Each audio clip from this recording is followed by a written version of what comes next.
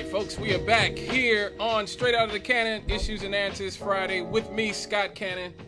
It is 6:43 in the p.m. on August the 9th, 2024. The future is here. The future is now. I remember some years ago when I was on Monday nights with Jonathan Booz, we talked to a farmer, a black farmer, and he said something very important to us. We were talking about this back in 2017, 2018 or so. And we were talking about how black farmers were being squeezed out of the farming business. And it's not just black farmers. Small farmers in general are being squeezed out. Black farmers have been squeezed out for the last 100 years. And he said something very poignant to me and Jonathan. I remember he said, "He who grows your food controls you." And that always stuck in my mind to this day, that this brother was talking about who grows our food will ultimately control us. And that's a good part of why it seems like our government worked very hard to take so much land from black farmers. At the turn of the 20th century, we had about 20 million acres of land. 20 million acres, black farmers in the black community.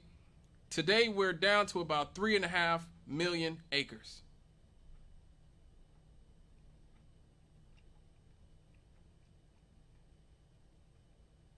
At the turn of the century, there were about 1 million black farm families in the United States. Today, we're down to about 50,000 full-time black farmers in the United States. And so these are the conditions that black farmers have been dealing with. The black community lost 90% of our land in the 20th century thanks to racist policies from our government and other institutions. We've covered that before here on this show about reparations. Just go to Scott Cannon Radio, go to your search and look up reparations. I talk about reparations for things like the amount of land that's been taken from black communities for many years now. And finally, thanks to this the U.S. Department of Agriculture, there will be a historic $2 billion payout to black farmers. Yes.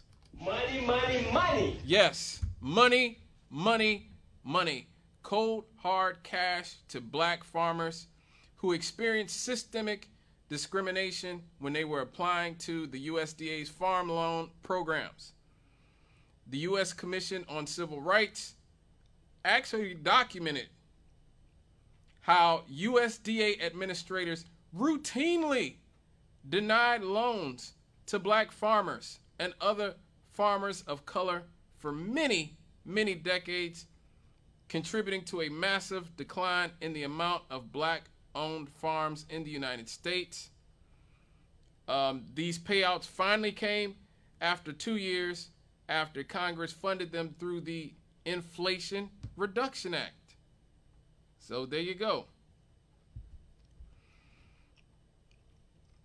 For once, the government did something semi-decent. Now, we knew something like the Inflation Reduction Act needed to be passed. But here's the ticker, right? Before Joe Biden got in office, Joe Manchin, who is a senator from West Virginia, former governor of West Virginia, before Biden got in office, he said we need a $10 trillion bill. We would need a $10 trillion bill to really fully address these types of issues, infrastructure issues in America. As soon as Joe Biden and the Democrats took office, Joe Manchin changed his tune and didn't want to do anything. Did not want to pass anything. They wouldn't vote for the $6 trillion, wouldn't vote for the $3 trillion. Finally, they got it. I think it was down to $1.7 trillion. And then finally he said, yeah, you know, and this is what I talk about, people not being held accountable.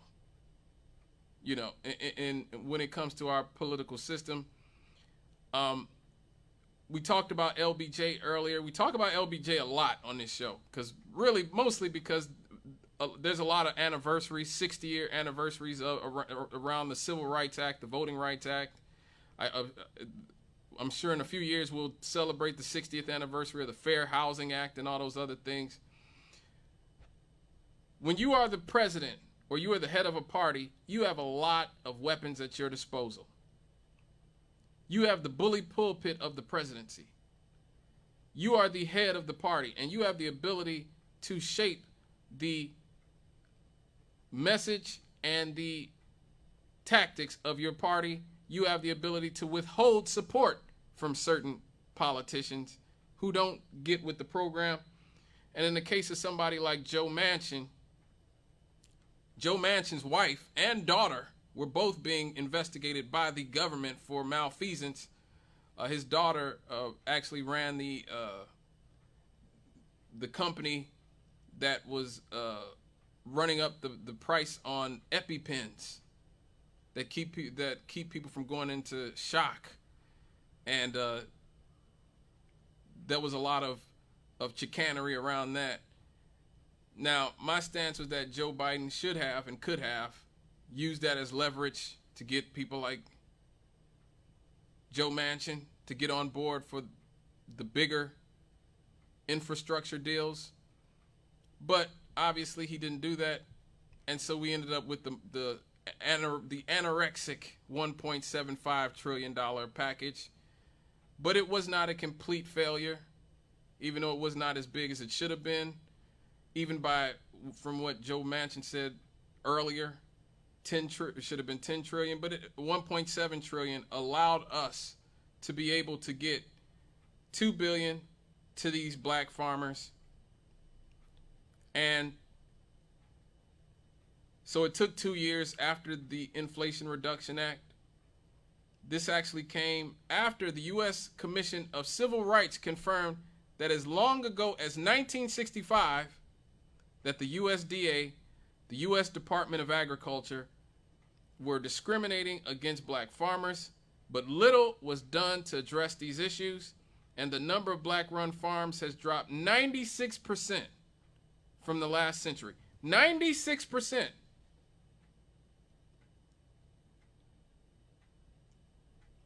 By 1999, 98% of all agricultural land was owned by white people in the United States.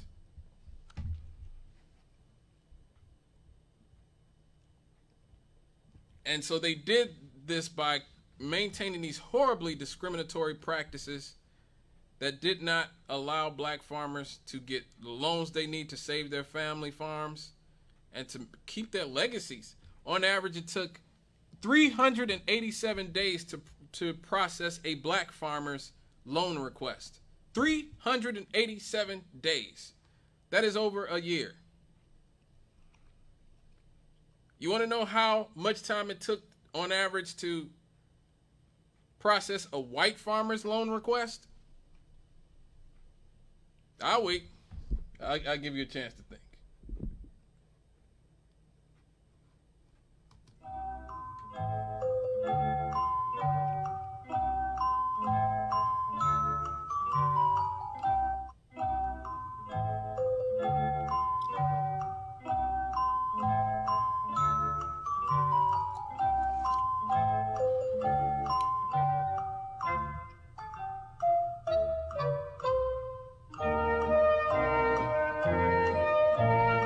$30.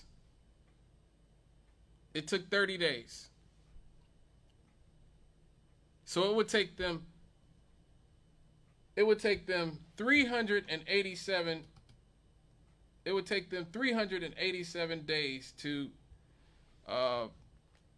process a black farmer's loan request and less than 30 days to process a white farmer's request.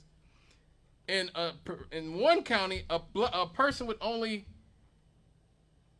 process black farmers' requests 1 day out of the week. That is ridiculous.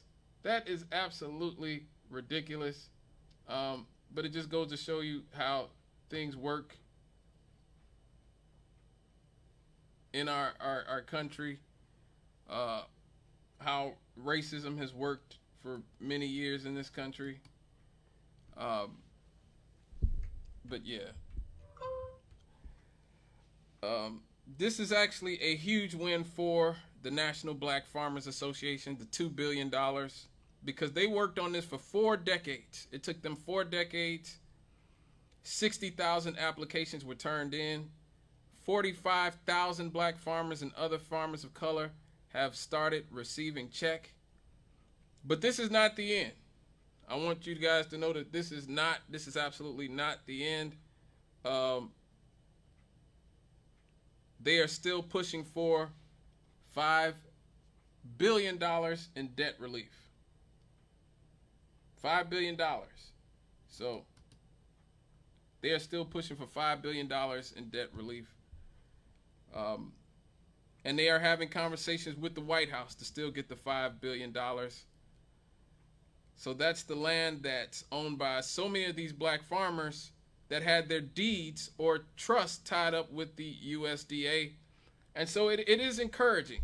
That is encouraging. It's not perfect. It's not as much as I would like to have seen, and I'm sure a lot of these farmers would like to have seen, but it is a start. And they have to keep pushing for the $5 billion in debt relief. And one thing I'm glad is that these farmers did not stop pushing. Like I said, they pushed for 4 decades. They kept pushing until they finally got some sort of debt relief. So, I mean, some sort of reparation, some sort of restitution for all the discrimination that they had suffered. So we will definitely keep an eye on that story. If there are any more developments in this story, then we will come back to this. All right, folks.